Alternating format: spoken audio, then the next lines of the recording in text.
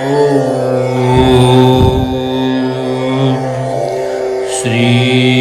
गणेशाय नमः।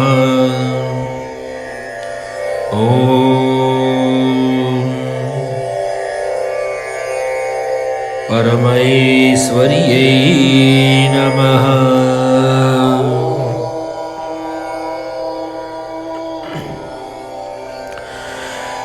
आइए नवरात्र के 9 दिन की 9 शक्तियों के बारे में जानने की कोशिश करते हैं।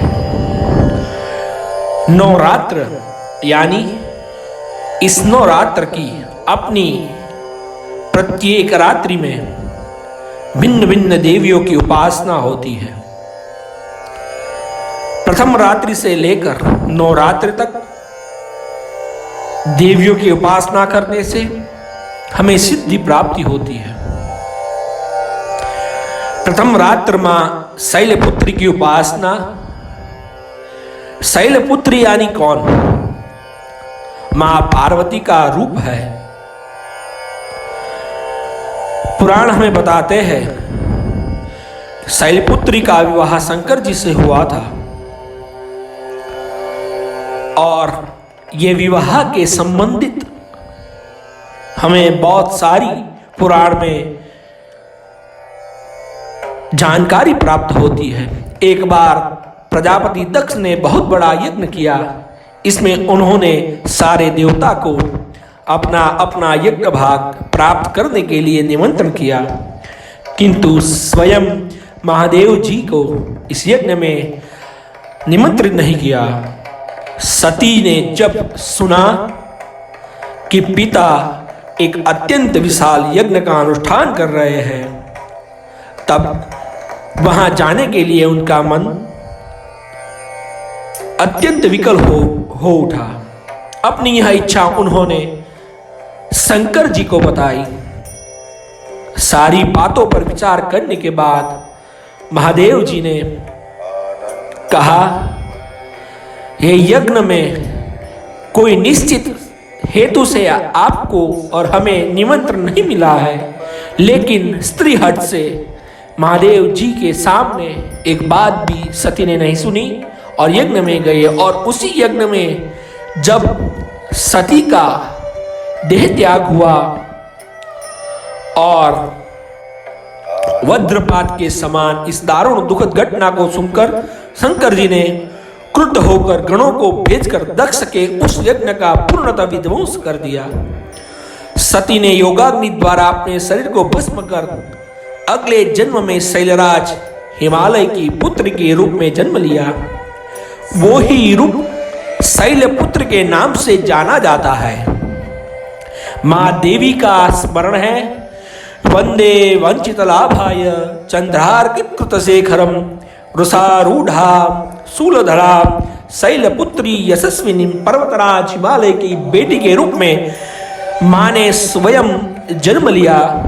वृषभ के ऊपर अपना स्थान बनाया हुआ है, त्रिशूल धारण किया हुआ है, कमल पुष्प को धारण किया हुआ है और वो ही भगवती सती का अंश है। प्रथम दिन से इस रूप का धारण करने से, इस रूप का स्मरण करने से हमें सिद्धि प्राप्त होती है और मां शैलपुत्री यानी सत्व का रूप है।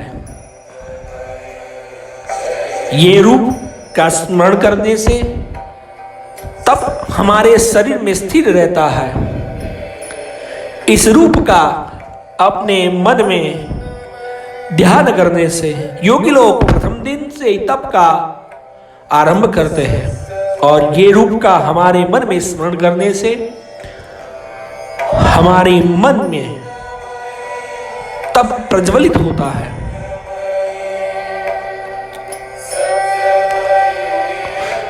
कहा जाता है शैलपुत्री ने शिव जी को प्राप्त करने के लिए अपना शरीर पूरी तरह शिवमय कर लिया था। और उसी प्रकार माँ ने महादेव जी को प्रसन्न किया और महादेव जी ने भी माँ की बहुत कठिन परीक्षा करी और कठिन परीक्षा के बाद देवी के ऊपर प्रसन्न हुए थे।